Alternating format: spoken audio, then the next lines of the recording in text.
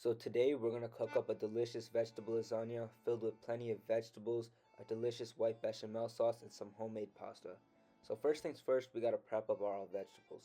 This is going to be the bulk of the work for this recipe, but it's extremely important. So I started off with carrots and I cut them into rods and cut them into smaller pieces.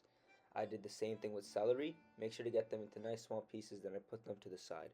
Next, I got a full fennel, and not fennel seeds or any fennel seasoning. I got a real fennel, and I cut this up into small pieces too. This is optional. You can replace it with some other type of vegetable, but I do think the flavor was nice in this dish. So once you got that, the next thing we're going to prep is a cauliflower. This is extremely important and gives a really good texture to this meal. So what we're going to do is chop this into really small pieces, almost as if we're trying to replicate the texture of ground meat. But once that's done, set that aside and just finish up by chopping up an onion into small pieces and chopping up some garlic.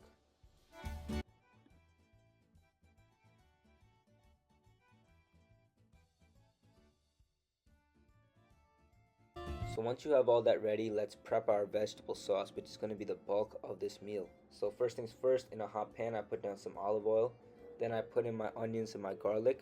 I let that sweat down for a few minutes. Once that starts to get some caramelization and some color, I put in my fennel, carrot, and celery.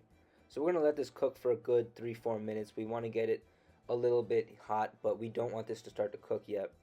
Next thing we're going to add is some cauliflower into that, and we want to add everything at this point, and we don't want to cook it. This sauce, we want the vegetables to remain a solid texture. We want it to give a little bite to this recipe, so we don't want to cook this. We just want to heat it up, and then we want to add our sauce. I used penne alla vodka sauce that I had left over.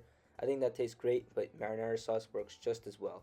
I seasoned this up with some Italian seasoning, salt, pepper, and then it was on to cook in my own pasta. Now, of course, you could use pre-made pasta, but it's always going to come out better if you make it yourself. So if you want to make it yourself, get some all-purpose flour, make a well in the middle, add a few full eggs, some olive oil, and some salt, and start to mix this and gradually add the flour. Once this becomes too much to continuously add flour, then just start to knead this. And you're going to knead this for about 10 minutes until it forms a solid dough. As you can see, this will slowly come together and it will form a hard, solid dough, which then you're going to want to put in plastic wrap or foil and leave in the fridge for a minimum of 30 minutes, which is an extremely important step because otherwise it won't be pliable enough to use. Once that's done, we're going to set this aside and we're going to get on to cooking the white bechamel sauce that I mentioned earlier, which is going to be what we're using instead of a ricotta cheese. So first things first, we're going to want to put down some butter in a pan and we're going to let this melt and then add equal parts of flour.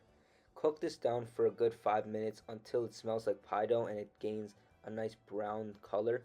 And then we're just going to add milk and let this thicken up. This will thicken up very fast. Make sure you constantly stir it so it does not burn. Then we're going to season it, black pepper, salt, garlic powder, and some nutmeg. And there you go. You got your bechamel sauce. Now our pasta is done resting. So we're going to cut this into 4 pieces, flatten it a bit, and then we're going to run this through the largest setting in our pasta maker and then slowly work it down until we get to about setting 2. I think that's a good setting for this one. Now it's finally time to create our lasagna. So starting with a layer of our vegetable sauce, followed by a layer of our homemade pasta, which I cooked off screen, and then followed by a layer of our white bechamel sauce, and then Parmigiano Reggiano grated right on top. Continue this until you get all the way to the top, and then we're going to bake this at 350 degrees for anywhere from 45 minutes to an hour until the top is nice and crispy and golden brown with the Parmesan cheese, and it looks delicious and ready to eat.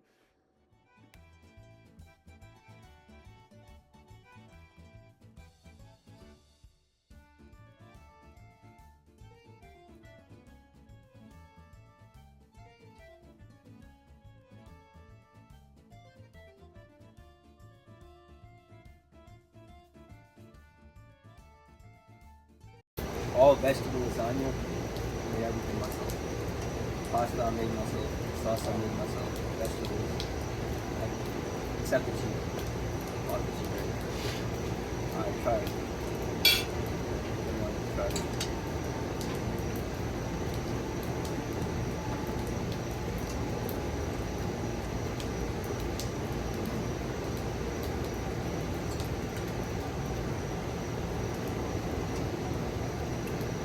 Pretty good. Yeah, I never had a vegetable lasagna before. highly expected to be that good. I didn't even like that. There's no eggplant. It's carrots, celery, onions, garlic, cauliflower, Awesome, bro. I think it tastes good. and fennel. You ever heard of that? Fennel. So I know the meat. I don't know. But it's not. I didn't use the seeds. I didn't use the spice. I used the actual vegetable. It's all vegetables in here. Do you cook vegetarian often? Nah, usually cook me, especially in the summer.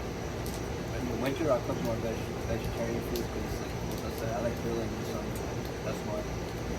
But not. Put it on noodles. It's also not just regular tomato sauce. I use penne alla vodka. Yeah. I made the sauce for that and used that. I'll give it like a solid 9/10. Yeah, this is pretty good. Much better than what I expected. A lot of depth of flavor. It's not too runny. It's not hard.